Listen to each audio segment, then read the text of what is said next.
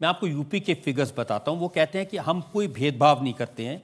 UP के कुंवर Basit Ali state president है minority मोर्चा के, उन्होंने कहा कि 46 लाख प्रधानमंत्री आवास योजना के घर उत्तर प्रदेश में मिले, जिसमें से 18.5 18.5 लाख बेनिफिशरीज मुस्लिम्स हैं। कोई भेदभाव नहीं है। और स्पेसिफिकली अगर कहें तो उन्होंने एक शाहजहांपुर का एग्जाम्पल दिया है। यहाँ पर 760 घर बने हैं, जिसमें से 524 मुसलमानों को दिए हैं, 70%। नहीं तो आप दिए हैं तो एहसान कर रहे हैं क्या? मेरा वही टैक्स पेयर है, देश का पैसा है, कोई योगी जी का घर का पैसा है क्या? उनका घर का तो पैसा नहीं है, देश का पैसा है। आपको तो कॉन्स्टिट्यूशन में आर्टिकल 30 रखा गया, कॉन्स्टिट्यूशन में राइट टू इक्वालिटी रखा गया, कॉन्स्टिट्यूशन में ये सब चीजें रखी गई हैं, तो आपको करना जरूरी है। वो कह रहे हैं कि हम घर दे रहे हैं, राशन दे रहे हैं, और ओवैसी साहब कहते हैं कि दाढ़ी टोपी देख के उसको लोग मारने लगते हैं। बिल्कुल मार रहे हैं। आपकी कस्टडी में 2 लोगों को आप मार दिए, कोई महीना हर महीने में 2 लोगों को गोली मारते हैं आप, हर महीने में 2-3 घर को तोड़ देते हैं बुलडोजर से। उसके बारे में बात करिए। क्यों वक्फ प्रॉपर्टीज पे आप कब्जा कर रहे हैं? गवर्नमेंट वक्फ प्रॉपर्टीज को क्यों छीन रहे हैं आप लोग?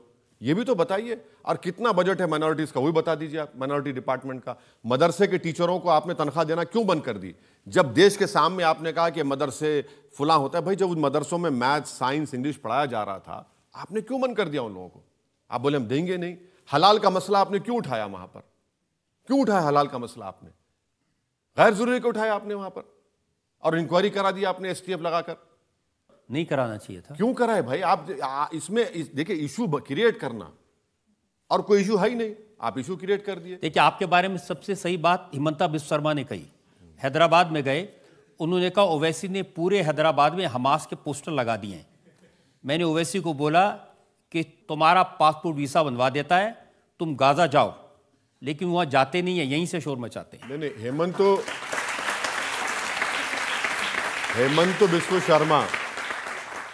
हेमंत बिस्वा शर्मा वो कुत्ते और बिस्किट की दास्तान में कंफ्यूजन ला लिए। जो कुत्ते और बिस्किट की दास्तान थी, हमास का कोई पोस्टर हैदराबाद में नहीं लगा। ये झूठ बोल रहा है हेमंत बिस्वा शर्मा। फलस्तीनियों की ताईद के लिए हमने प्रोटेस्ट किया। भारत सरकार, मोदी सरकार ने खुद फलस्तीन का एक स्टैंप निकाला। मैं हेमंत बिस्वा शर्मा से एक रिक्वेस्ट करूंगा कि चीन हमारी 2000 स्क्वायर किलोमीटर पर कब्जा करके बैठा है। डेप्सांग डेमचाक हम खो चुके हैं। 65 पेट्रोलिंग पॉइंट में से 22 पर हम नहीं जा सकते, वहां के एसपी ने कहा मोदी जी के सामने। तो मैं हेमंत बिस्वा शर्मा से रिक्वेस्ट करूंगा कि भैया तुमको जाने के लिए नहीं कह रहा हूं मैं, तुम आरएसएस का पैंट पहनकर लट लेके मत जाओ। मैं यही कह रहा हूं कि मुझे और रजत शर्मा को कैमरा के साथ डेप्सांग डेमचाक लेकर चल जाओ। हम देखना चाह रहे हैं वहां पर क्या हो रहा है। इतना कर दो बस, आप इतना कर दो। आप वो भी नहीं करते। तो हेमंत बिस्वा शर्मा बोलते हैं ज्यादा, उनको लगता है कि अब मैं सेकंड अमित शाह बनूंगा। तो अब बीजेपी में ख्वाब देखना गुनाह है, इतने बड़े ख्वाब देखना, उनको शायद नहीं मालूम। तो देख रहे हैं, कोशिश कर रहे हैं। उनको लगता है कि मुझे गाली देंगे हमास का। अरे भैया, आप ये बताइए, भारत सरकार फलस्तीन की जुल्म के खिलाफ आवाज क्यों नहीं उठा रही? भारत सरकार इंटरनेशनल कोर्ट ऑफ जस्टिस में क्यों नहीं गई? साउथ अफ्रीका चले गया, हाँ, आपके ब्राजील चला गया। हम G20 है, G20 में बड़े बड़े मालिक चले गए। उस ऑफर का क्या करेंगे जिसमें वो आपको कह रहे हैं मैं आपको गाजा पट्टी भेज देता हूं, चले जाइए? नहीं, मैं देखिए, गाजा पट्टी जाने का है तो चलिए, भारत सरकार डेलीगेशन लेके जाए, हम जाने तैयार हैं। भारत सरकार चल के देखें। हम चाहते हैं कि 20 लाख की आबादी गाजा की, 13 लाख लोग बेघर हो चुके हैं, 30,000 लोग इजराइल ने मार दिया, जिसमें से 16,000 मासूम बच्चे हैं, 8,000 लोगों की लाशें बिल्डिंगों में, डेब्रिस में पड़ी हुई हैं, और मोदी जी बात ही नहीं करते। और मोदी जी क्या करते हैं? दुबई जाते हैं, वहां शेख को मिलते हैं, या हबीबी आगल। अब बताइए ये कौन सी मोहब्बत है?